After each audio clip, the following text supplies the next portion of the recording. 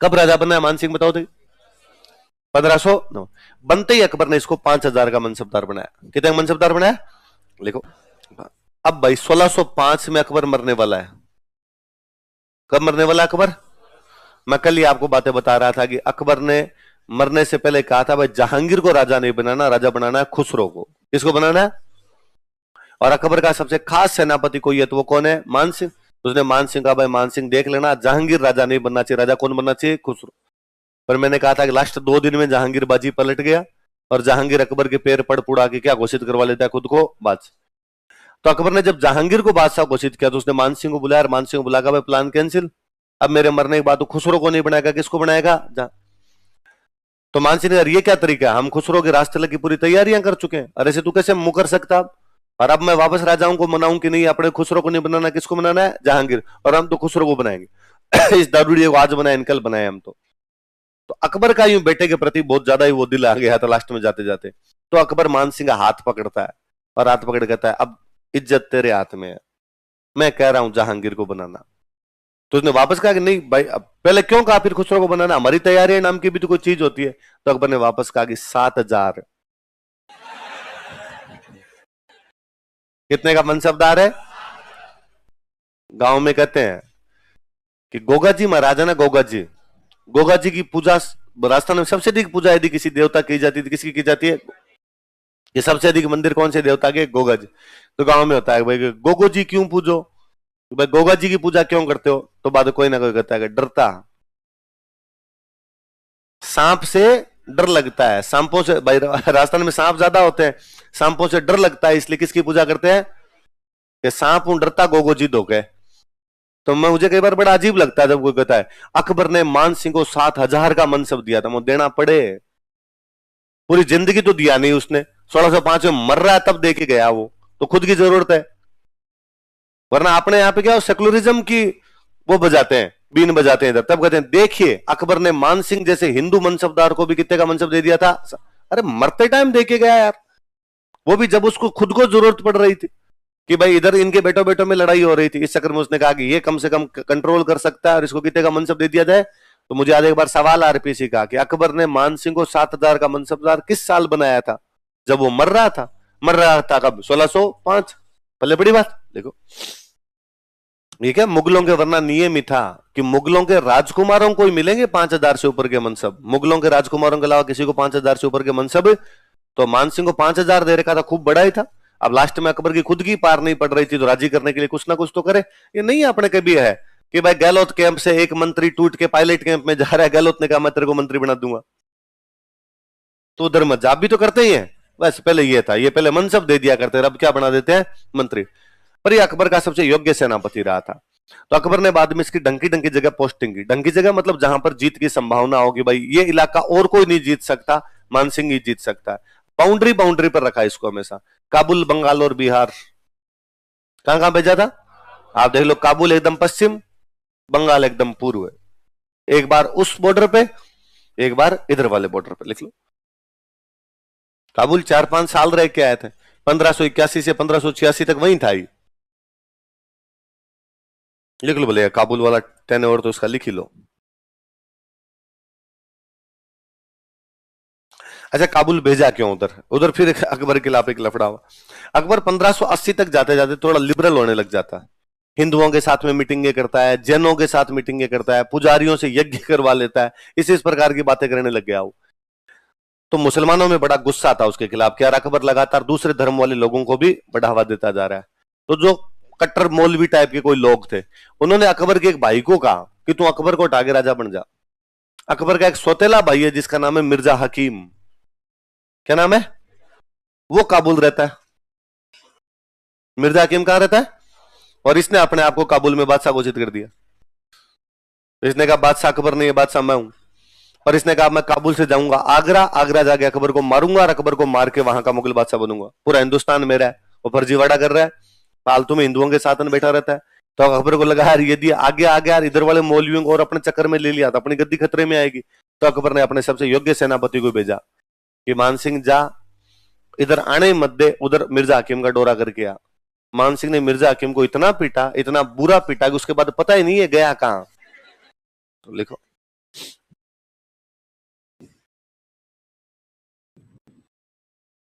फिर इसने अकबर को कहा भाई कर दिया तेरे भाई का तो इलाज, अब क्या करना? तो अकबर ने कहा थोड़े दिन वहीं रहे। और काबुल के अंदर अफगान थे और अफगानों में जनजातियां थी, अलग अलग कबीले हुआ करते, और वो कबीले बड़े परेशान करते, अकबर को उनको टैक्स नहीं देते। और अफगानिस्तान की प्रवृत्ति आज भी कबीलों वाली है। कबीले के अंदर जो भी लोग रहेंगे वो कभी किसी दूसरे की सत्ता नहीं मानेंगे। अफगानिस्तान में प्रॉब्लम यही है कि अफगानिस्तान अभी तक मिनख नहीं बनाया है। वहां पर आदिम जनजातियां पड़ी है, उनकी कबीलाई व्यवस्था, और उनकी कबीलाई व्यवस्था में लगता है कि हमारी व्यवस्था में जब भी कोई दूसरा आ रहा है इसका मतलब हमारा इंटरफेयर हो रहा है, और हम किसी का इंटरफेयर होने, इसलिए अफगानिस्तान में अंग्रेज 3 बार गए कि तुम मिनख बन जाओ रे थोड़े बहुत, पर वो नहीं बने। फिर 1970 में है रसिया, तो अफगान नहीं माने। 20 साल बैठ के चला गया अमेरिका, तो नहीं माने। और इनके तो कंट्रोल में नहीं आए। इनको तो कंट्रोल में 2 ही लोगों ने किया था, या तो अकबर के टाइम में कंट्रोल में करके आया था मान सिंह, या औरंगजेब के टाइम में कंट्रोल में करके आया जसवंत सिंह। उसके अलावा तो मुगलों के भी कभी कंट्रोल में नहीं रहे। या तो उधर जसवंत सिंह ने इन पे कंट्रोल किया था, टैक्स वैक्स लेना शुरू कर दिया था इनसे, या मान सिंह ने। और मान सिंह के टाइम तो कहते हैं हालत वो थे कि बच्चा रात को रोता तो मां कहा करती है कि सो जा वरना मान सिंह आ जाएगा। इसका तो खौफ ही था वहां पे कि काबुल भूली नहीं अजैन वो खांडो बे हाथ, कि काबुल आज भी मान सिंह के हाथों के प्रहारों को और उसके हथियार खांडे को भूल नहीं पाई है। मात सुनावे बालगान खौफनाक रणगात, कि माँ आज भी अपने बच्चों को सोते समय वो खौफनाक कहानियां सुनाती है कि टाबर डर के चुपचाप सो जाता है कि कौन आने वाला है। तो इसने वहां 5 कबीले हराए। कितने कबीले हराए? जैसे मैं कुछ कबीलों के नाम बताता हूं, आप रिलेट कर पाएंगे। जैसे एक कबीले का नाम था वहां पे यूसुफ जई। क्या नाम था? मलाला। मलाला का पूरा नाम क्या है? तो कबीला ही तो यूसुफ जई। जैसे मैं एक कबीले का नाम बताता हूं, अफरीदी। शाहिद अफरीदी पाकिस्तान का कैप्टन था, तो अफरीदी कबीला होता है। तो शाहिद अफरीदी खुद भी कबीले जैसा नहीं लगता ना? कबीले का आदमी कोई नियम कानून कायदा नहीं, वैसा वैसा ही तो है कि कोई नियम कानून कायदा न, बुद्धि नाम की चीज थी, वो कोई बुद्धि नहीं थी। वो मुझे हमेशा लगता है कि यार वो इतना क्रिकेट खेल कैसे गया। 2011 में मोहाली में भारत पाकिस्तान के बीच में सेमीफाइनल है, इंडिया मरपड़ के रन बनाती है 260, तेंदुलकर के 85 रन है, जिसमें तेंदुलकर को 6 जीवनदान है। पाकिस्तान वालों ने कितने जीवनदान दिए? तब इंडिया को मर पड़ के पहुंची। सुरेश रैना शायद लास्ट के अंदर आगे 50 बना के गया था कोई, और ये 260 के आसपास तक पहुंचे। और पाकिस्तान बहुत अच्छी पोजीशन के अंदर है। 38 ओवरों में उनके शायद 180 रन के आसपास से बने हुए। अगले 12-13 ओवरों में उनको 70-80 रन चाहिए और आराम से बने जा सकते थे। उधर वो मिसबा उल हक खड़ा था, और वो मिसबा उल हक जाइंट किलर था कि वो कभी भी जाग सकता है और कभी भी जागने के बाद किसी को फोड़ सकता है, वैसा बैट्समैन था। तब ये आता है, कप्तान आता है। इसे उम्मीद ये थी कि ये जाएगा और जाके वहां पे 15-20 बॉल ही खेल ले। ये 15-20 बॉल खेलेगा तो 15-20 बॉल के अंदर 20-30 रन बनाएगा, और ये 20-30 बनाएगा, तब तक मिसबा उधर से 20-30 बना देगा, रिते में स्कोर खत्म हो जाएगा। भाई पहली बॉल पे आउट होके गया। वर्ल्ड कप है तो है, सेमीफाइनल है तो है, मैं मेरे तुक्के मारूंगा, तुक्का लग गया तो ठीक है, नहीं लगा तो ठीक। वापस थोबड़ा ऊंचा करके वापस जा रहा है। तो अफरीदी उस टाइप का बंदा था। तो अफगान सारे उस टाइप के से रहे हैं एकदम, कि जो किसी की दूसरे की सत्ता मानने के लिए तैयार नहीं है, भले उनको कोई कितना भी समझाना चाहे वो समझने के लिए तैयार। अमेरिका जैसा देश उनको समझा के चला गया, रहे मिनख बदल गए और ऐसे रहते हैं, पर उनके समझ में नहीं है। तो देख लो अभी भी हेलीकॉप्टर के लटकते हैं, अभी भी आप मिनख मानते हो। जिम में घुसे तो जिम में देख रहे हैं, अरे मजा आ गया, जोरदार जोरदार चीजें मिली हुई है यहाँ पे। पहले फतवे जारी करते हैं उधर बैठे बैठे, लड़कियां पढ़ के दिखाओ, पहले फतवा उनका, जाओ देखिए स्कूल। वरना अमेरिका था तब तक सब भी था। इतने दिन ये क्रिकेट वाले मजे लेते अफगानिस्तान वाले, अब वो खेलने देंगे अब क्रिकेट कैसे खेली जाती है कैसे नहीं खेली जाती है। तो वो अफगान किसी की सत्ता मानते ही नहीं थे। तो 5 कबीले थे ऐसे। कितने कबीले थे? एक कबीला था करजई। क्या कबीला था? तो अफगानिस्तान का राष्ट्रपति है हामिद करजई। अभी और देखो, मतलब कबीलों में भी क्या है, इनके कबीले अपने कबीले की बात मानते, दूसरे की नहीं मानते। अभी अफगानिस्तान का जो राष्ट्रपति अमेरिका वाले टाइम था वो था आपका अशरफ गनी, वो था, ऐसा ही नाम था उसका कुछ, अशरफ गनी, गनी अशरफ गनी ऐसा। अब वो बंदा जैसे ही कहा कि भाई अब अमेरिका यहां से जाएगा, बेचारा वो सबसे पहले भागा। हामिद करजई पूर्व राष्ट्रपति, वो नहीं भागा, वहीं बैठा है। तो भाई यदि नेताओं को मारते तो हामिद करजई क्यों नहीं भागा? क्योंकि हामिद करजी वाला कबीला ही भगा रहा है बाकियों को। तो हामिद करजी वाला कबीला हामिद करजी को तो भगाएगा नहीं, उसको बेचारा अशराफ को लगता था मेरे वाला कबीला तो लीड में है नहीं, मुझे मारेंगे, तो वो बेचारा सबसे पहले भाग गया यहाँ से। तो 5 कबीले हरा के आया, इसलिए आमिर के झंडे का रंग कर दिया पचरंगा। आमिर के झंडे का रंग कैसा किया? आज भी आप कभी आमिर जाओगे तो आमिर का जो झंडा लगा उसका रंग कैसा है? ये पचरंगा रंग क्यों उस झंडे का? क्योंकि काबुल में कितने कबीले आ रहे थे। पहले आमिर का झंडा हुआ करता सफेद। आमिर का झंडा कैसा था? सफेद। और इस सफेद झंडे के अंदर बनी होती है एक झाड़ी। क्या बनी होती थी? झाड़ी बनी होती थी। इसमें 6 टहनियां थी। कितनी टहनियां थी? कछवाहा भगवान राम के वंशज हैं। भगवान राम की राजधानी थी अयोध्या। अयोध्या का जो झंडा था वो झंडा था सफेद, और उस झंडे में क्या बनी होती थी? झाड़ी। तो पहले जो इनके झाड़ी वाला झंडा था, कौन सा झंडा था? लेकिन बाद में झाड़ी वाले झंडे को, सफेद झंडे को छोड़ के इन्होंने कैसा झंडा अपना लिया? पर इस झाड़ी वाले झंडे की वजह से इनके साथ में एक नाम जुड़ा, झाड़साही। क्या नाम जुड़ा? क्या नाम जुड़ा? तो अब कोई पूछे कि झाड़साई राजधानी कौन सी? आमेर। झाड़साई वंश कौन सा? कछवाहा। झाड़साई झंडा किसका? आमेर। झाड़साई जूतियां किसकी? आमेर। झाड़साई पगड़ियां कहां की? आमेर। झाड़साई सिक्के कहां के? आमेर। जहां जहां झाड़साई वहां वहां आमेर। कुछ भी झाड़साई नाम का देख लो, इसका मतलब ये चीज कहां की है? तो लिख लो झाड़साई बराबर आमेर, याद रहेगा हमेशा के लिए। और दिमाग में रहेगा ना झाड़साई क्यों कहते हैं इसको? क्योंकि पहले झंडे में क्या बनी होती थी इनके? झाड़ी। झाड़साई बराबर आमिर। तो पहले मुझे हमेशा किताबों में अपने पढ़ते तो लगता कि यार अच्छा यहाँ के सिक्कों को झाड़साई बोलते थे, यहाँ के झंडे को भी क्या बोलते थे? झाड़साई बोलते। यहाँ की जूतियों को, पगड़ियों को, इनको भी क्या बोलते? झाड़। ये राजस्थान दिवस पे दूरदर्शन वालों का एक कोई कार्यक्रम था, उसमें दूरदर्शन वालों ने मेरे को बुला रखा था हिस्ट्री पे बोलने के लिए, कल्चर पे बोलने के लिए वहां पर आए हुए थे। राजस्थान के एक बहुत फेमस डांसर है गुलाबो। गुलाबो है ना, तो गुलाबो वहां कल्चर पे बोलने के लिए बुलाए हुए थे, मेरे को बुलाया था हिस्ट्री में। तो पहले वो जो दूरदर्शन वाले बैठे थे, तो वो हमसे यूं मतलब रिकॉर्डिंग से पहले जब बातचीत कर रहे थे, तब उन्होंने पूछा भाई आप कौन सी भाषा के अंदर बोलना सही महसूस करेंगे, तो हम उस भाषा में आपका इंटरव्यू कर ले। तो ले लो यार, जिसमें भी ले लो। तो उन्होंने कहा यार हमारे कार्यक्रम का नाम है धोराणो देश। कार्यक्रम का नाम क्या है? तो यार यदि आप राजस्थानी बोल पाओ तो मैं यार मत ज्यादा कंफर्ट फील करूंगा, क्योंकि हिंदी अंग्रेजी दोनों ही ढंग से आती नहीं है अपने को, तो राजस्थानी बुलाओगे तो मैं तो ठीक बोल लूंगा।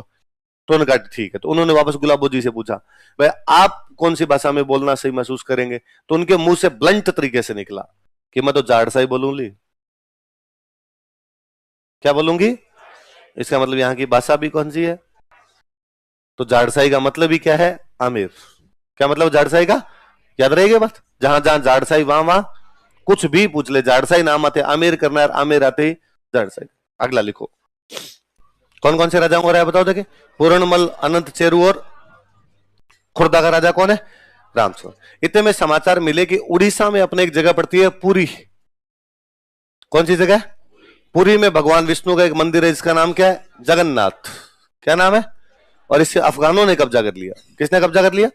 अफगानों की और मुगलों की आपस में बनती नहीं थी। बंगाल बिहार मुगल जीत रहे हैं तो विरोध कौन करेंगे उनका? अफगान। और दो अफगान पुरी पर कब्जा कर गए, और पुरी पे कब्जा करके कौन से मंदिर पे कब्जा कर लिया? उन दो अफगानों के नाम थे, एक बंदे का नाम था नासिर खान। क्या नाम था? और एक बंदे का नाम था कतलू खान। क्या नाम था? कितना प्यारा नाम है कतलू। नाम ले तो यूं मजा सा जाए, कतलू। महान सिंह को समाचार मिले कि नासिर खान और कतलू कहां कब्जा कर गए? पुरी के जगन्नाथ मंदिर। और इन अफगानों ने कहा पुरी का जगन्नाथ मंदिर तोड़ेंगे। तो मान सिंह ने कहा बाकी चीजें बाद में, मंदिर नहीं टूटना चाहिए। मान सिंह गया, उसने नासिर खान और कतलू खान दोनों का कत्ल किया। और कौन सा मंदिर बचाया? लिखो, 2 नगर बसाए थे इसने। कितने नगर बसाए? कहां पोस्टिंग दी थी पहले? बंगाल में। बंगाल में जब पोस्टिंग दी तो कौन से बादशाह ने पोस्टिंग दी? अकबर। तो वहां पर एक शहर बसा के अकबर नगर। कौन सा शहर बसा के? आजकल अकबर नगर को बोलते हैं राजमहल। अब क्या बोलने लगे? बाद में बिहार में पोस्टिंग मिली तो अपने नाम से एक शहर बसाया, मानपुर। कौन सा बसाया? बंगाल में कौन सा शहर है? अकबर नगर को आजकल क्या कहते हैं? और बिहार में कौन सा? उधार लो ऐसे नगर लिखे, टाउन्स। अच्छा, मुगलों के पास खुद के पास में और बादशाह से पहले क्या उपाधि हुआ करती थी? मिर्जा। क्या उपाधि होती? फिर मुगलों ने जब खुद ने बादशाह लगाना शुरू कर दिया तो अपने जो खास राजा होते हैं उनको मिर्जा की उपाधि दे दिया करते। अकबर का खास सेनापति कौन है? मान सिंह। तो उसने मान सिंह को क्या उपाधि दे दी? मिर्जा राजा। तू भाई हमारा मिर्जा राजा है। तो उपाधियां, टाइटल्स, तो क्या क्या उपाधियां बताओ देखे? मिर्जा राजा और फर्जंद। वहां साउथ इंडिया जहांगीर के टाइम में फिर मान सिंह पे जहांगीर को ज्यादा विश्वास था नहीं, क्योंकि जहांगीर जानता था कि मान सिंह जहांगीर को राजा नहीं बना, किसको राजा बनाना चाहता था? खुसरो। तो जहांगीर ने बाद में साउथ इंडिया भेज दिया, डिमोशन किए थे बाद में तो, और साउथ इंडिया की तरफ भेज दिया था। वही साउथ इंडिया में महाराष्ट्र में एक जगह पड़ती है एलिचपुर। कौन सी जगह? यहाँ एलिचपुर के अंदर डेथ हुई थी। तो मान सिंह की डेथ कहां पर हुई थी? लिख लो नीचे, महाराष्ट्र में एलिचपुर नामक स्थान पर मान सिंह की मृत्यु हुई थी।